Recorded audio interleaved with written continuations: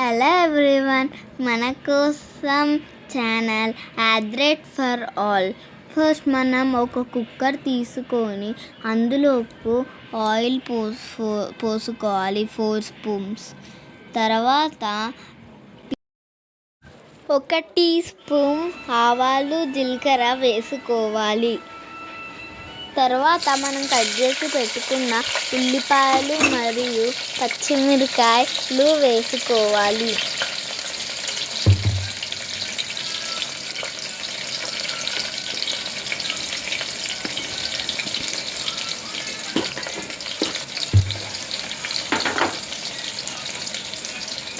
చిటికెడు ఉప్పు వేసుకోవాలి.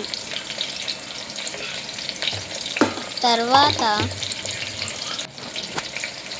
మంచిగా దాన్ని కలుపుకోవాలి, అన్నీ కలిసేటట్టుగా.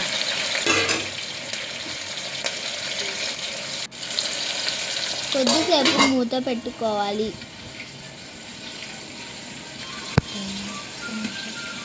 2 మినిట్స్ మూత పెట్టుకొని తర్వాత మూత తీసి అందులోకి చిటికెడంతా పప్పు వేసుకోవాలి.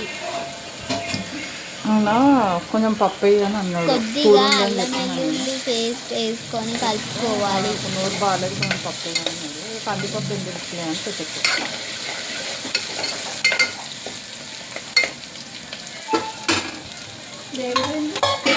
బియ్యం లేవు కదా, బియ్యం బియ్యాన్ని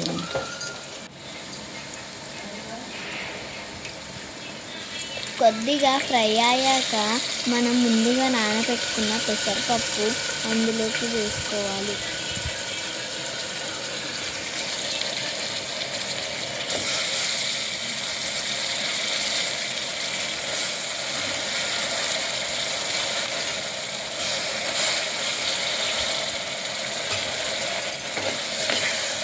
ఇప్పుడు మనం కలుపుకోవాలి. తర్వాత మనం 2 నిమిషాల తర్వాత మనం మూత తీయాలి.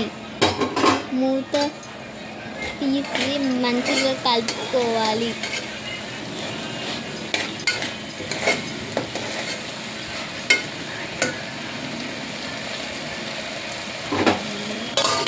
మళ్ళీ 2 నిమిషాల పాటు మూత పెట్టుకొని 2 నిమిషాల తర్వాత మూత తీసి మనం అందులోకి కట్ చేసి పెట్టుకున్న 2 టమాటాలు వేసుకోవాలి.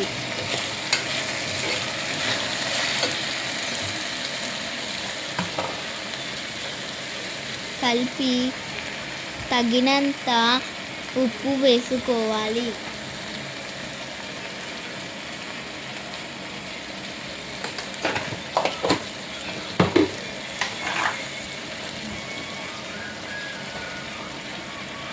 మనం తర్వాత తగినంత 1 స్పూన్ కారం వేసుకోవాలి.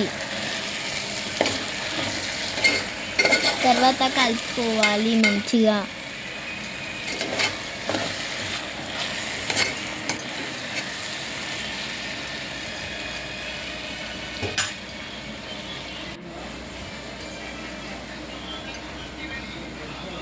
మనం 1 గ్లాస్ వాటర్ని పోసుకొని కలుపుకోవాలి.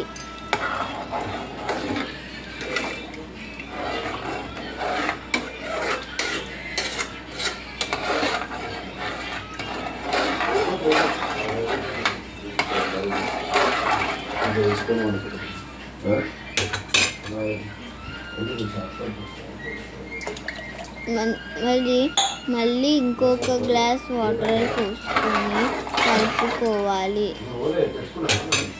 తర్వాత మనం దాని మీద మూత పెట్టుకోవాలి. కుక్కర్ మూత పెట్టుకొని 2 విజిల్స్ వచ్చే వరకు ఉంచుకోవాలి. 2 విజిల్స్ వచ్చాక స్టవ్ మనం బంద్ చేయాలి. బంద్ చేసి మనం కుక్కర్ను కిందికి దింపుకోవాలి.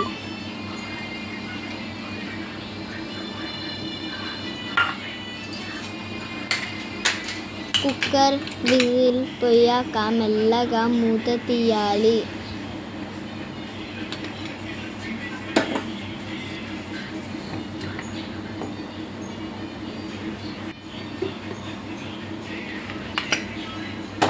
ఇప్పుడు పప్పు మంచిగా ఉడికిపోయింది.